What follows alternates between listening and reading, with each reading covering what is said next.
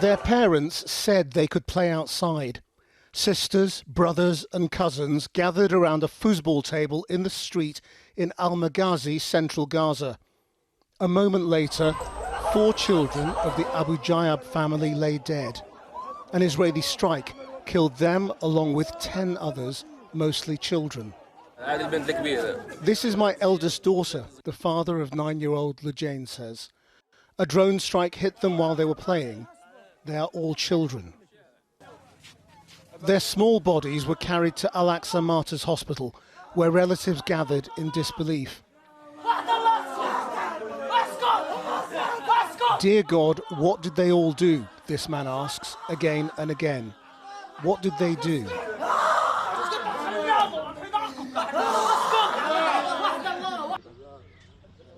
The Israeli military said it has struck dozens of militant targets and terrorist infrastructure in recent days. Today, in farmland in Rafah, people gathered at the site of an Israeli airstrike. Families displaced from other areas of Gaza had crammed into a small house, now completely obliterated.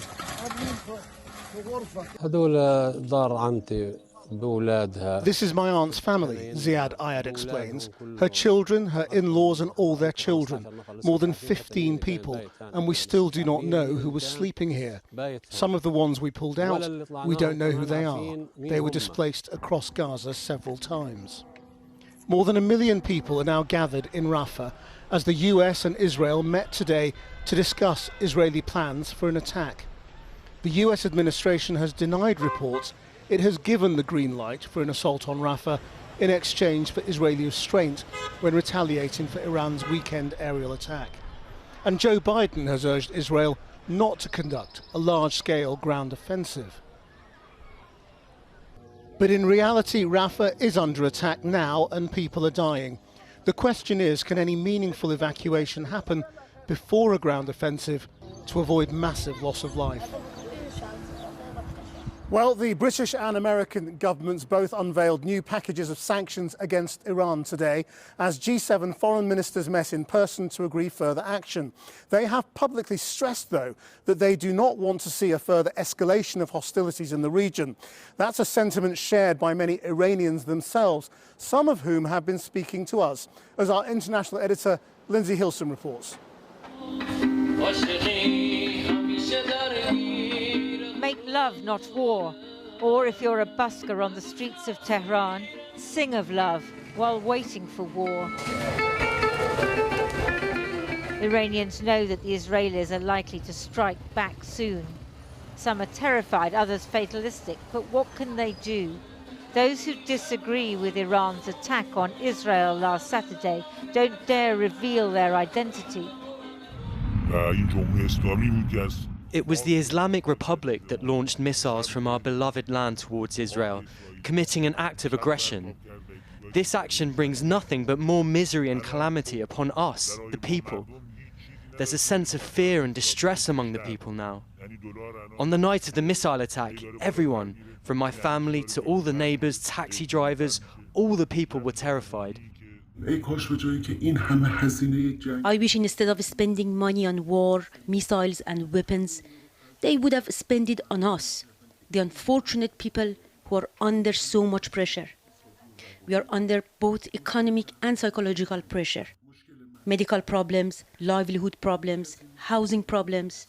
No one cares about us. Right now, we are anxious every moment as both sides of the conflict threaten to attack each other. Yesterday, the Islamic Republic paraded the type of weapons that it used to attack Israel.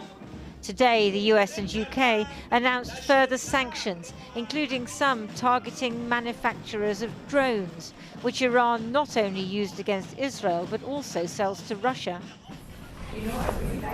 The announcement was made at a meeting of the G7 in Capri, where ministers tried to coordinate an approach to wars in both the Middle East and Ukraine. Iran's behaviour is unacceptable, and it's right that countries come together here at the G7 and make those points, not just because of what Iran has been doing, but also as a message to Israel that we want to play our part in having a coordinated strategy that deals with Iran's aggression that we saw so clearly against Israel over the weekend. Today, the Israeli Defense Minister was meeting pilots who might presumably be involved in any retaliatory strike on Iran. If Israel attacks Iran's nuclear facilities, Iran has threatened to respond in kind. The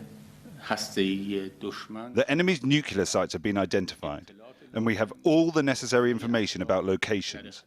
We have our finger on the trigger to fire powerful missiles to destroy the specific targets. The symbol of the Iranian capital is undisturbed, but the people are anxious. When I hear that other states have closed their airspace to Iran and completely halted their flights, it gives us a sense of hopelessness, because it feels as if all countries are cutting off relations with us. As an Iranian citizen, I'm against the war. It has lots of consequences. Iran is currently under pressure from sanctions. The economy is in chaos. It will be awful if there's war. Unlike Israel, Iran doesn't have sophisticated air defences, and some of Iran's military facilities are near cities. No wonder Iranians are nervous. Well, I'm joined now by Major General Yaakov Amidror, a former national security advisor to Prime Minister Benjamin Netanyahu. Thank you for joining us. Can you explain what you think the calculation has been in terms of Israeli action on Iran and Rafah? Yes, Israel has today on the plate three different issues. One is how to contain Iran. Second is how to finish the historic job of destroying the military capability of Hamas, which made the 7th of October barbarian attack on Israel. That was the beginning of the whole war in the Middle East, the present war.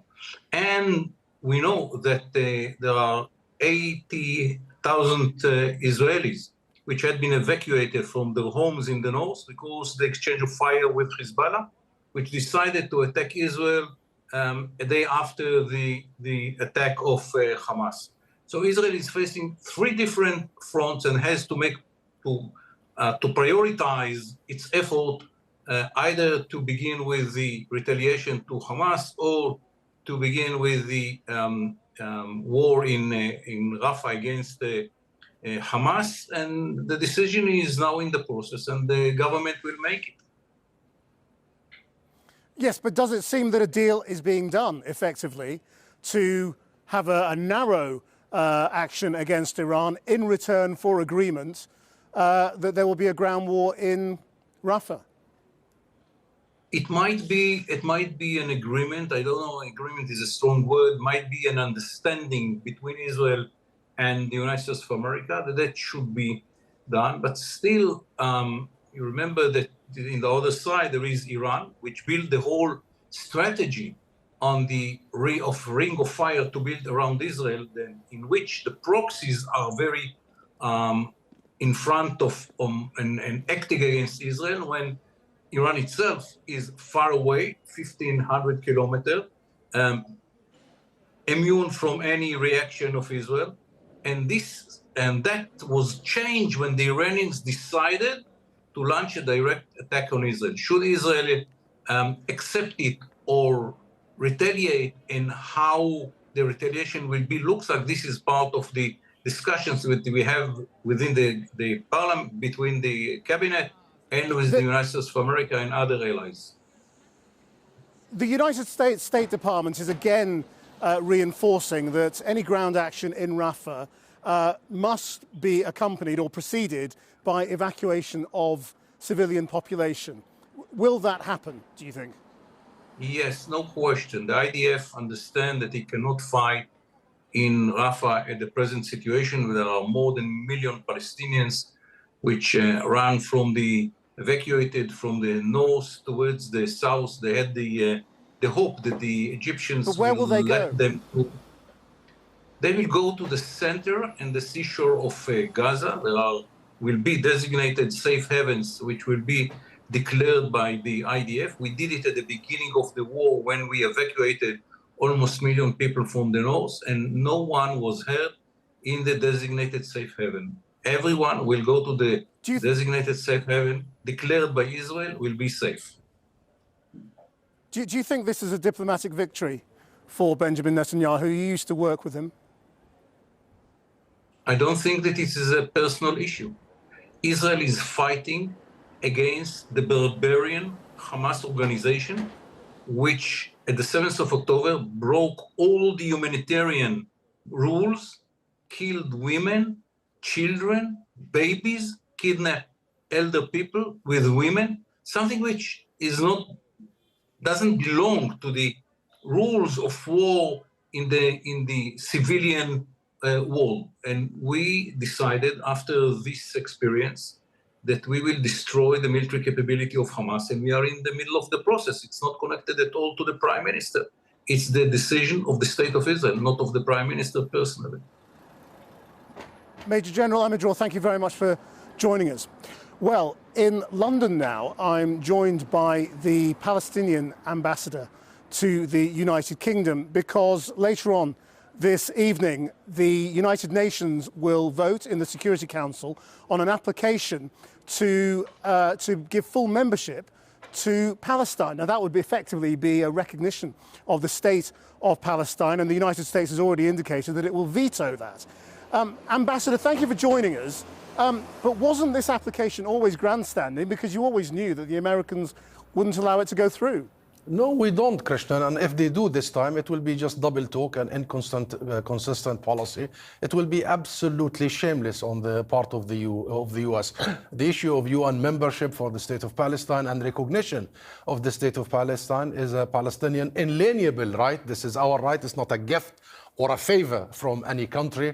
On the one hand, on the other hand, this is our vision of peace. We want to turn this bleakest of moments into a peace momentum. We want to recommit ourselves to international law, international legitimacy, and international legality. And we want to reaffirm the two-state solution espoused by the US, the UK, and the rest of the world. There is international consensus. So for the love of God, we don't understand what is exactly the US policy, except being so disingenuous, selling words, and not really wanting to see a two-state solution or any solution for that matter.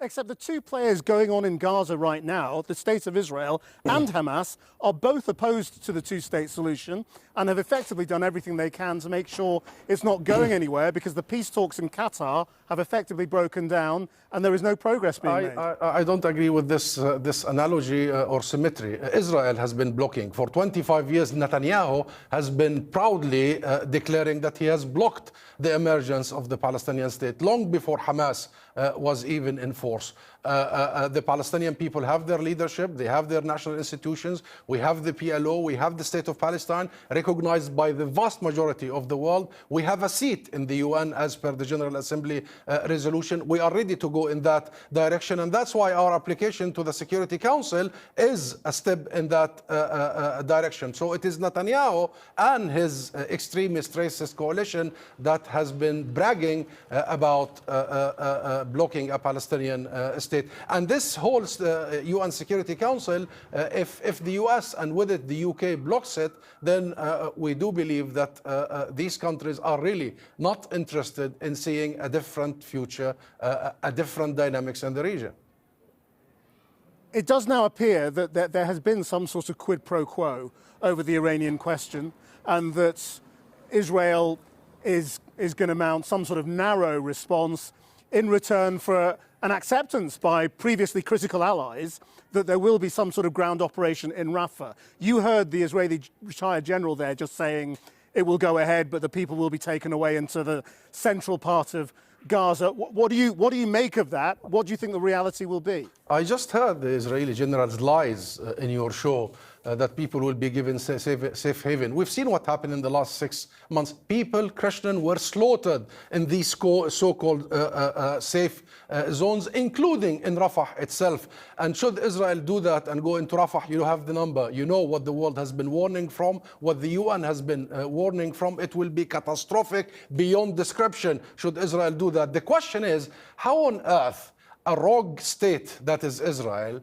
is presenting the US and the West with two choices. Either it drags the West into regional war with Iran and the rest, or it continues its genocide against the Palestinian people in Rafah.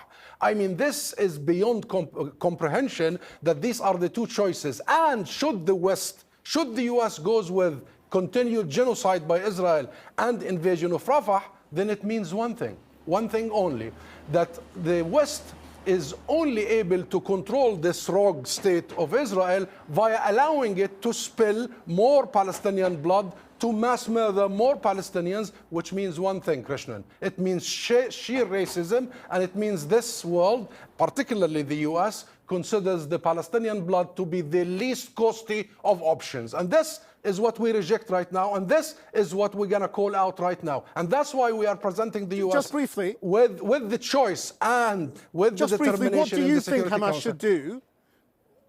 What do you think Hamas should do in those talks in Qatar with regard to the hostages? They are deadlocked because unless Israel commits to a permanent ceasefire, Hamas will not go further in the talks. Well, a ceasefire is a ceasefire, and there was a Security Council resolution demanding an immediate ceasefire. There was an International Court of Justice ruling demanding an immediate ceasefire and demanding that Israel allows all the humanitarian aid and stop killing Palestinians.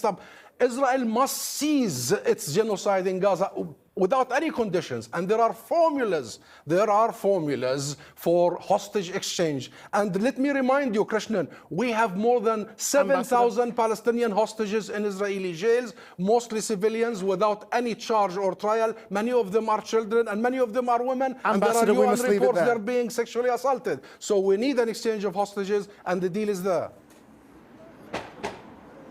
Ambassador, thank you very much indeed for joining us.